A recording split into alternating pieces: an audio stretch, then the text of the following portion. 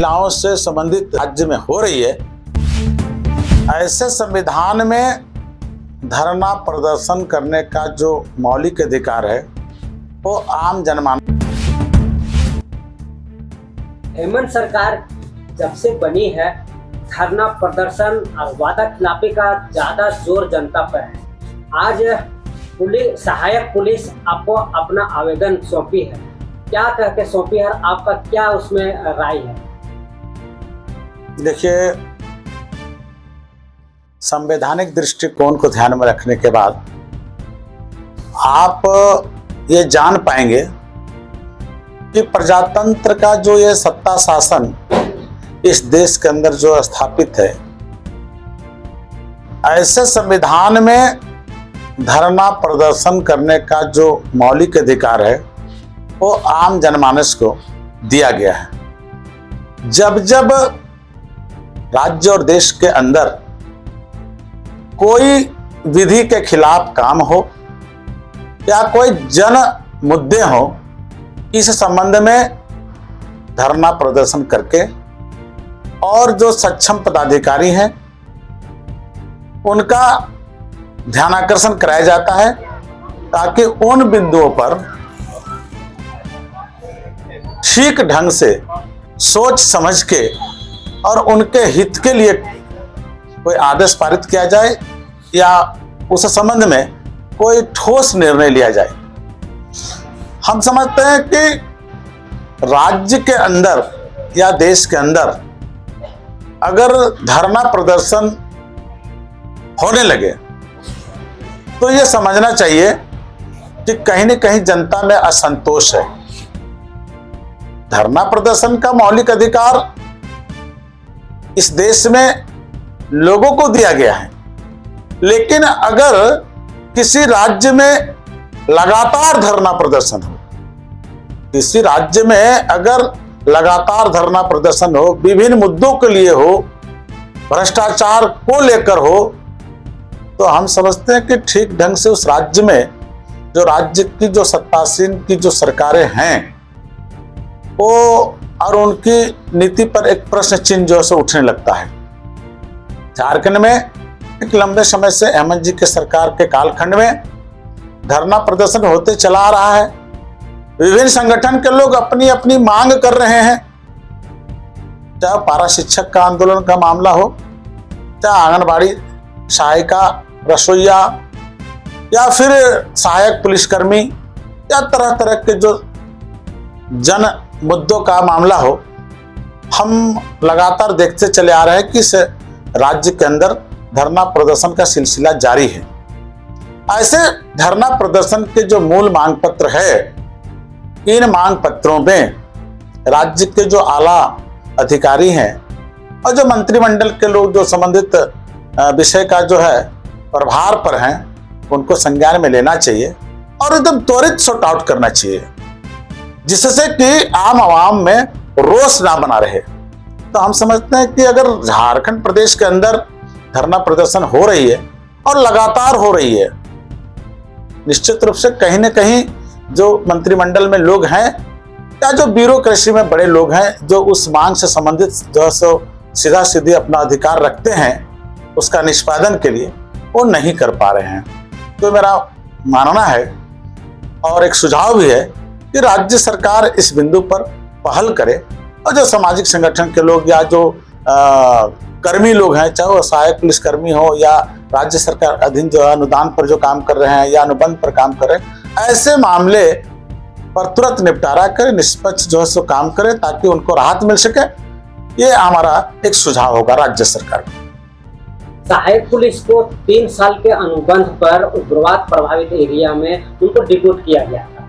जब जब ये लोग धरना प्रदर्शन करते हैं तो इनके समय एक्सटेंड कर दिया जाता है और मात्र 10,000 सैलरी दी जाती है। आज के महंगाई के जमाने में क्या सरकार को 10,000 पर सोचना नहीं चाहिए? देखिए क्या है, राज्य सरकार जिस कालखंड में सहायक पुलिसकर्मियों का बहाल किया था, हम समझते हैं कि जिस समय राज्य सरकार और सहायक पुलिसकर्मियों के बीच जो करार हुआ था, कहीं न कहीं करार से जो है राज्य सरकार मुकर रही है। आंदोलन का मतलब है कि जो करार हुआ, अगर उस करार पर आप खरा नहीं उतर रहे हैं तो निश्चित रूप से जो है सो आंदोलन का रास्ता रुख तैयार होता है। आज सहायक पुलिसकर्मी पिछले 20 दिन से आंदोलित है। मोरहाबादी मैदान में लोग डटे हैं। समय समय पर राज्य के आला अधिकारी और विभाग के जो सक्षम पदाधिकारी हैं इनका ध्यान आकर्षण करा रहे हैं। मुझे भी झारखंड राज्य के जो सहायक पुलिसकर्मी हैं इनके द्वारा आज हमें उनका जो मूल मांग पत्र है उसकी कॉपी, उसकी प्रतिलिपि दी गई है।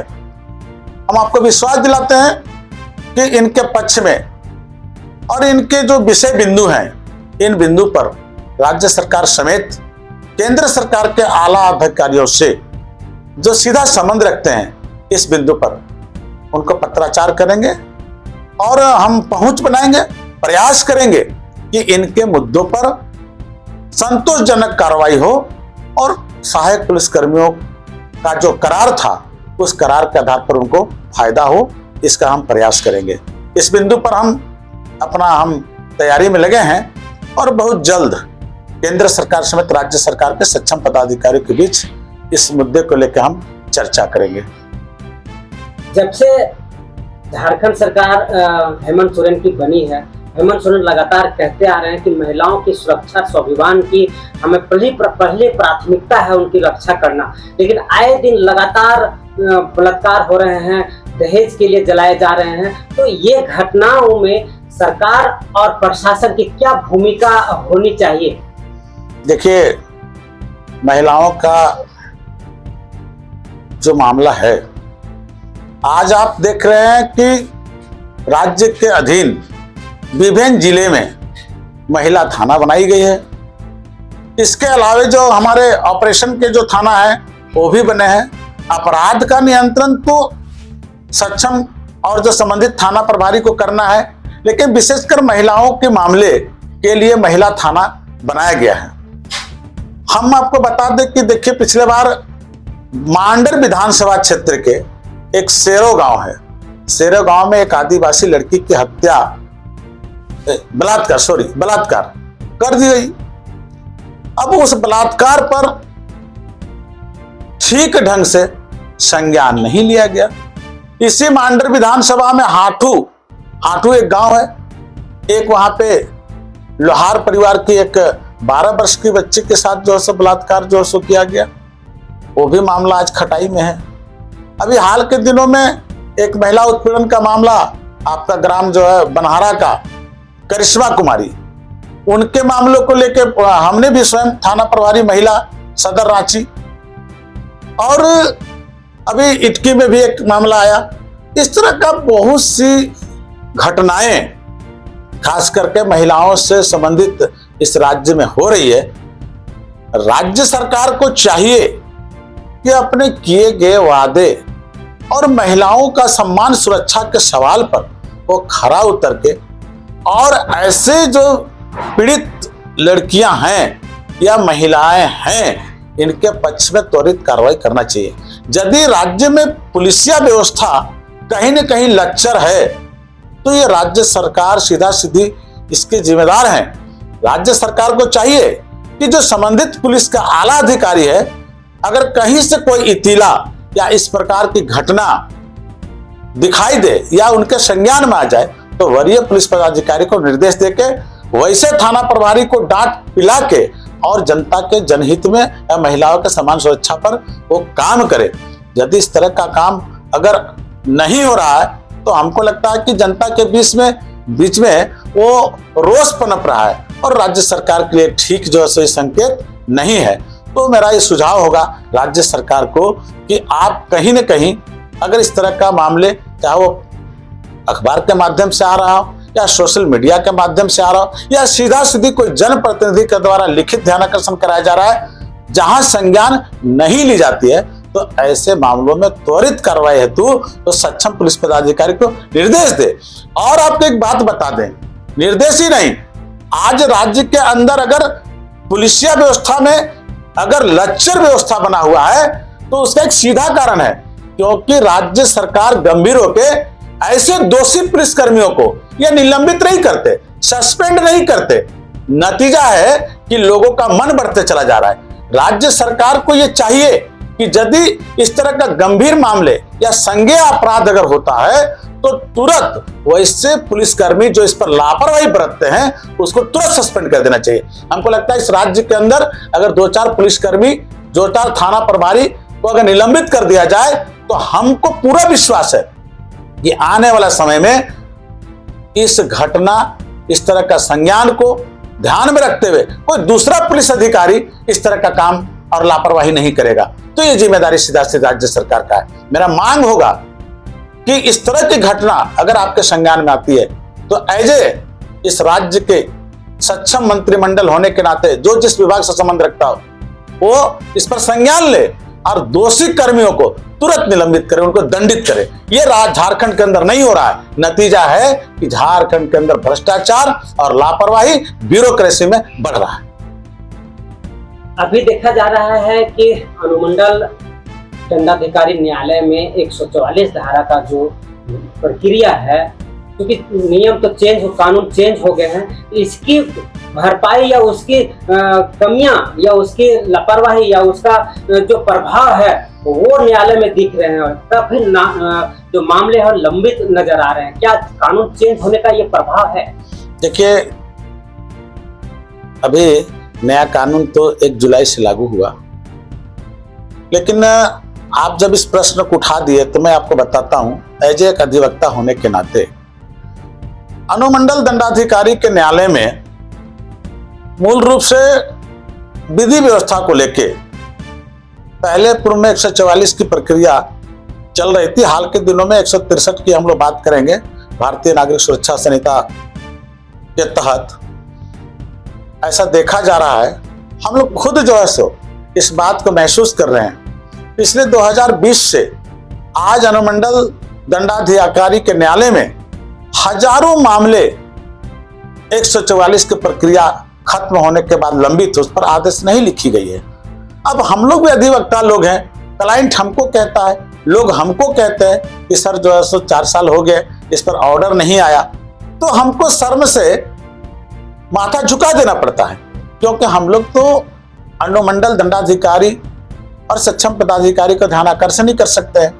हम लोग ध्यान आकर्षण करते हैं जो संवैधानिक तरीका है, लेकिन इसके बाद भी अगर ऑर्डर नहीं लिखी जा रही है तो कहीं न कहीं जो 144 का प्रक्रिया में आज लोग आदेश के लिए प्रतीक्षारत है, उनके अंदर असंतोष जो है वो शासन प्रशासन के खिलाफ वो जो है उठ रहा है।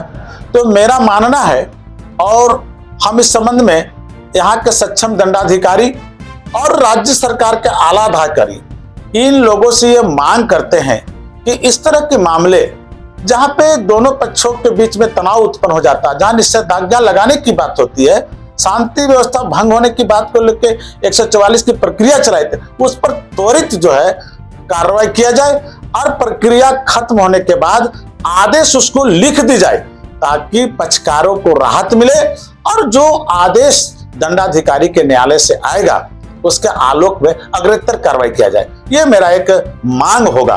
तो आपके इस चैनल के माध्यम से हम जो सक्षम दंडाधिकारी हैं और जो राज्य सरकार है उनसे मांग करते हैं कि इस पर वो पहल करे और जो लंबित अभिलेख पड़े हैं उस पर कार्रवाई हो, उस पर आदेश लिखी जाए ताकि उसका सत्यापित कॉपी, उसका सर्टिफाइड कॉपी पक्षकार ले सके। ये हमारा एक प्रबल मांग है।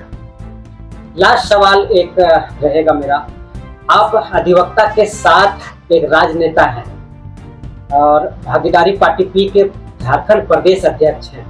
आगामी चुनाव जो आने वाला है विधानसभा का, सुनने मारा आप ही लड़ रहे हैं, कहां से लड़ने का मन बना रहे हैं? देखिए, स्वाभाविक बात है कि यदि इस दल का, हम इस प्रदेश का अध्यक्ष हैं, हमने पिछले लोकसभा में 8-10 प्रत्याशी चुनाव लड़ाया, मैं खुद हजारीबाग और रांची से लोकसभा का प्रत्याशी था। तो मेरा मानना है कि जब मुखिया ही चुनाव नहीं लड़ेगा तो दल के बाकी प्रत्याशी का, भाई उनको भी तो लगता है कि हमारा दल का जो मुखिया है वो भी चुनाव लड़े। कल राज्य सत्ता शासन में अगर बहुमत दल का नेता का बात हो तो निश्चित रूप से जो राज्य का मुखिया होता है उसके तरफ लोगों का ध्यान जाता है, कार्यकर्ताओं का ध्यान जाता है। तो मेरा मानना है कि मैं अपने दल के कम से कम 50 प्रत्याशी को चुनाव लड़ाने के साथ साथ मैं भी मन बनाया हूं।